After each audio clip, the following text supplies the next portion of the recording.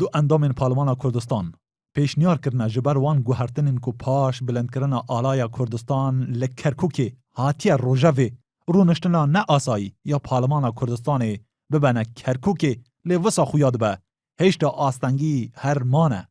پێشنیارمان کردو بۆ لایەنە سیاسیەکان و فراکسیۆنەکانی پەرلەمانیش بکەونە گفتوگۆ بۆ ئەم بابەتە و ئێمە دانیشتنی پەرلەمانی کوردستان لە کەرکووک بە مەبەستی پشتیوانیکردن بێ لە بڕیاری ئەنجومەنی پارێزگای کەرکووک و بڕیاری ئەنجومەنی پارێزگای کەرکووک و هەڵکردنی ئاڵای کوردستان بکەینە دەرفەتی کۆتایهێنان بە کێشەکانی کوردستان و ئاڵای کوردستان و پرسی کەرکووک خاڵی کۆکەرەوەی هەمومان. Pêşniyar di demekê de ye ku serokê Parlemana Kurdistan û cêgerê wî li derveyî welatin. Li bareya vê pêşniyarê fraksiyona partî vê yekî bi pêwîst dizanî lê bi destpêkirina rûniştina Parleman li Kerkûkê geşbîn nîne. بارودۆخی پەرلەمانی کوردستان ڕوونە کە ئێمە خوازیاریەوە نەبین پەرلەمان لەو ڕۆژە بگا بەڵام بەداخەوە ئێستا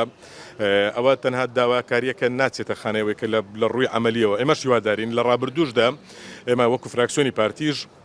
داوای ئەومان کردووە کە کۆبوونەوەیەکی پەرلەمانی کوردستان لە کەرکووک ئەنجام بدرێتن ئێستا شتاکی لەسەرەوە دەکەینەوە لە هەر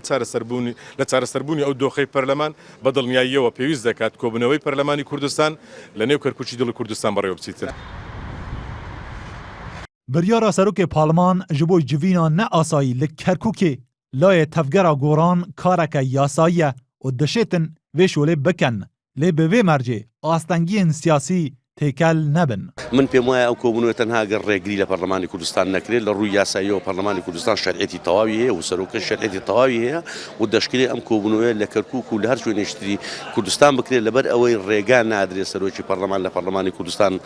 کارەکانی خۆی بکات بەڵێ ئەکرێت چۆن ئێستا لە سلەیمانی کارەکانی ڕایەکرێت ئەکرێت کۆبوونەوە ببردێ بۆ کەرکووک و هەر لایەنێکی سیاسیش ڕێگری بکەن لە بەردەم بردننی